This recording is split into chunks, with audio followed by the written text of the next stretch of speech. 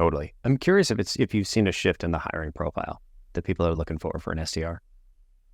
A little bit. I think you have to index on maturity, and that can come at any age. I don't believe in ageism, but you have to really find folks that are self-starters, that are technically proficient / independent. Yes, we're going to train them up on the tooling and give them all the enablement, but you have to be able to troubleshoot and problem solve independently. I think that's a part of the game now.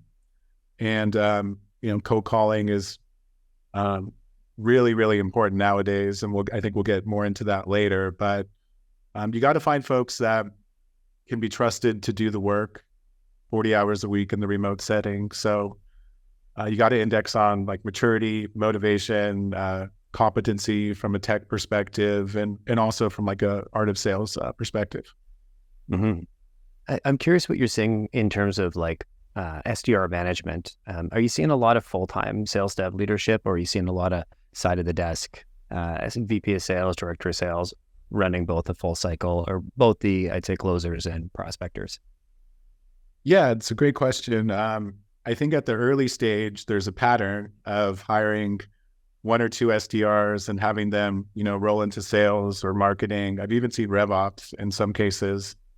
And that's usually a pretty tough situation for the SDRs, just because if you're a VP of sales or marketing, you have so much on your plate, you don't really have the time to get into the SDR weeds.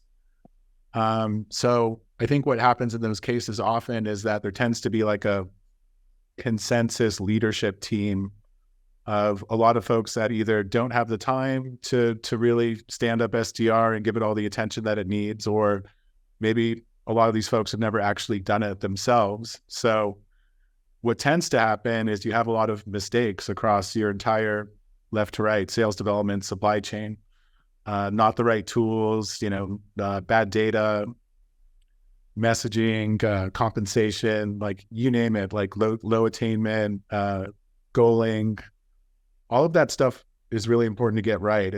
You have to do everything well to make a sales development cake, and definitely see a lot of orphaned SDRs at the early stage.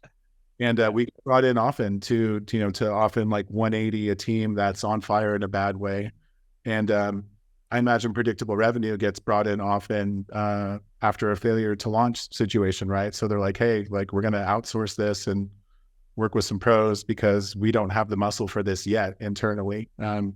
So we see that a ton at the early stage. And what's interesting about that is I think the only reason is cost, right? They're like, hey, we don't want to invest in a premium sales development leader at the early stage. We're not ready to make that investment. But I'd argue that it's a lot more costly when you don't, because you're going to have mistakes across your entire sales development supply chain. And it's actually quite expensive and traumatic to replace the wrong tool that was installed, or to have turnover and failure to launch and start over again. So I'd argue that investing early is a more predictable way of going to market from a sales development perspective.